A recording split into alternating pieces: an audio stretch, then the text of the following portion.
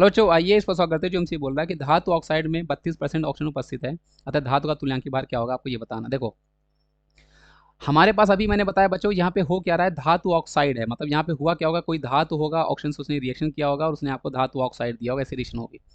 और जो हमारे पास एक कॉन्सेप्ट होता है बच्चों, जिसको हम बोलते हैं लॉ ऑफ ग्राम तुल्यांक, जिसको हम लोग बोलते हैं बच्चों लॉ ऑफ ग्राम तुल्यांक, मतलब ग्राम तुल्यांक का जो नियम हमारे पास एक लॉ होता है, उसके बेसिस से आपको पता है बच्चों कि तुल्यांकी मतलब ग्राम तुल्यांक धातु का और ऑक्सीजन का आपस में बराबर होगा। तो आप इसको मतलब सभी का आपस में बराबर होगा, तो आप यहाँ पे यूज कर सकते हो बच्चों कि हमारे पास यहाँ पे जो आपके पास ग्राम तुल्यांक होगा अकॉर्डिंग टू ये जो हमारे पास लॉ होता है, तो ग्राम तुल्यांक बच्चों आपके पास जो हमारे पास धातु का होगा वो आपके पास बराबर हो जाएगा बच्चों ग्राम तुल्यांक आपके पास ऑक्सीजन का। ग्राम तुल्यांक जो भी हमारे पास बच्चों ऑक्सीजन होगा उसके आपके पास बराबर हो जाएगा। ये आपको करना है। अब ग्राम तुल्यांक निकालने के फॉर्मूले क्या होते हैं बच्चों, बहुत होते हैं। अकॉर्डिंग टू सिचुएशन आप यूज़ करोगे, जैसे यहाँ पे हम लोग यूज़ करेंगे धातु ऑक्साइड के 32% ऑक्सीजन। देखो ऐसे क्वेश्चन में आप मान लिया करो कि धातु ऑक्साइड मेरे पास 100 रहा होगा, 100 में से 32 आपका ऑक्सीजन है।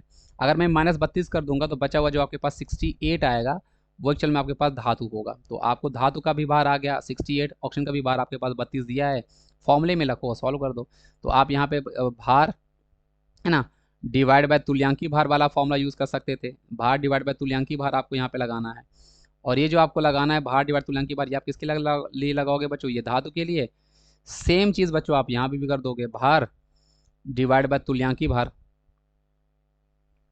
तुल्यांकी भार, और ये आप लगा दोगे ऑक्सीजन के लिए और सिंप्लीफाई करो। देखो भार हमारे पास धातु का कितना आ चुका है 68, तुल्यांकी भार क्या है ये हमें इसका निकालना है। भार ऑक्सीजन कितना है 32 और तुल्यांकी भार उसका कितना होगा बच्चों, देखो ऑक्सीजन का तुल्यांकी भार बच्चों जैसे ऑक्सीजन है, तो तुल्यांकी भार कैसे निकालते हैं, मोलकर भार मतलब जो इसका 16 है और divide by N factor, oxygen का एन फैक्टर आपके पास 2 होगा क्योंकि मेटल आपके पास क्या है, एलिमेंट है, एक आपके पास तत्व है, और तत्व का एन फैक्टर क्या होती है बच्चों, उसकी संयोजकता होती है। किसी भी तत्व का जो एन फैक्टर होता है बच्चों उसकी संयोजकता होती है। तो आप याद रखना ऑप्शन का आपके पास 8 आ जाएगा, तो 8 हो गया।